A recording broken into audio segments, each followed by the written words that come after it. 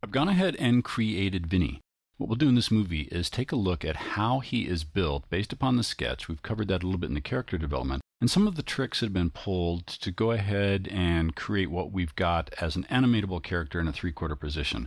There is much more finessing that could be done, additional hand positions, head turns, those type of things where we might switch an entire layer instead of doing morph targets or something like that.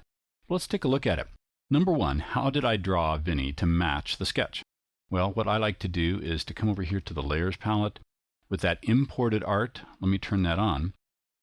I'll open up the layer setting window here, and we can see that I've simply turned down the opacity to 60 and put it on the very top. This lets me go ahead and see through it so that as I work on the character, I can go ahead and match the sketch lines pretty closely. That's one of the first things to do. Next, let's go ahead and turn this off so that we can go ahead and see the character themselves. Remember when we'd gone through the development, I talked about the requirements to go ahead and draw legs and arms separately that function independently of the rest of the body parts and hide them, or hide the fact that they're actually separate items. Well, that's what I've got going on. Starting with the character for layer sorting purposes here, I have the furthest back layer on the bottom of the list here for the full character development. That's going to be the left foot. Then, of course, we've got the left leg. Both those are behind the right leg and right foot. And again, this is the character's right and left, not the right and left as we look at them. It progresses up through the arms. I have a hand switch layer for the left hand. Now, there is only one switch layer in here right now, and it's the two-fingered grab. We'll be creating some morph targets for this later on. However, I could do a palms up, I could do a hand on a table, I can do a fist. For the reasons of this particular tutorial, I'm going to go ahead and leave it with one. However, if we progress further up here to the right hand, I actually do have two positions in there.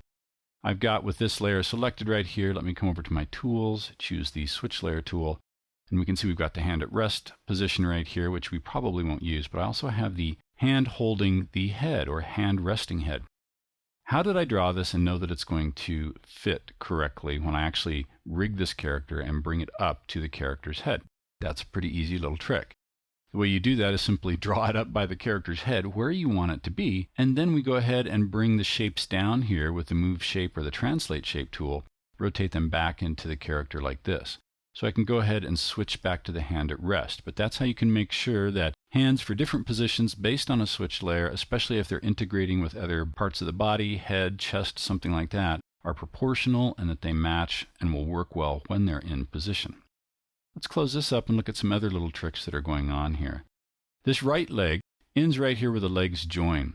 It's actually a full shape, and if I go ahead and zoom in on it, what I've been doing is hiding the edges. Coming back, let's go ahead and go to the right leg. We'll highlight this. We can see the entire shape up here.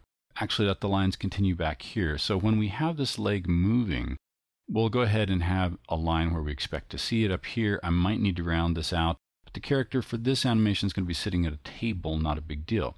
I simply use the line width tool and squeeze off this line, that's the tool right over here on the left, to get some nice terminations. Again, the style we're going after is this kind of late 40s, 50s.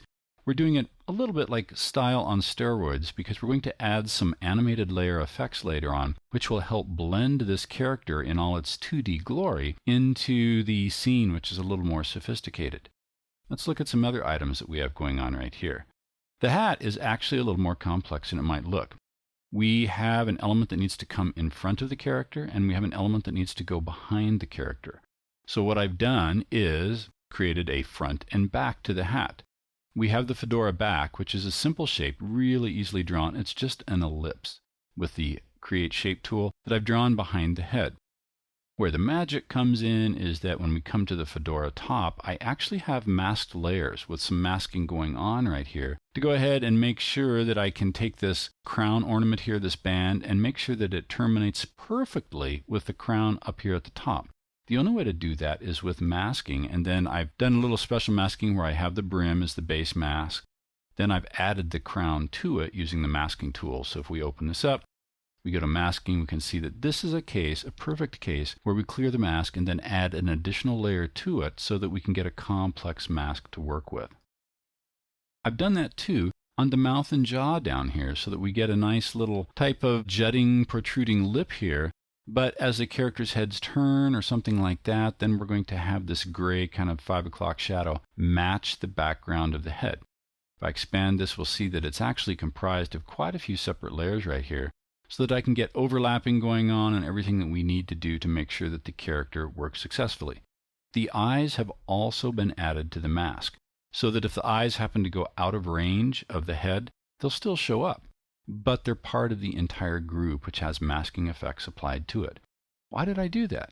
Well, it's because I actually have this eyebrow, which is how we're going to convey a lot of the expression for the character. On this layer, I didn't want to create a separate layer that was apart from the head because I want these things to all move together. So I simply added this to the mask as well. So I can go ahead and articulate this. Everything we need to have happen will happen in one solid piece. That's really nice.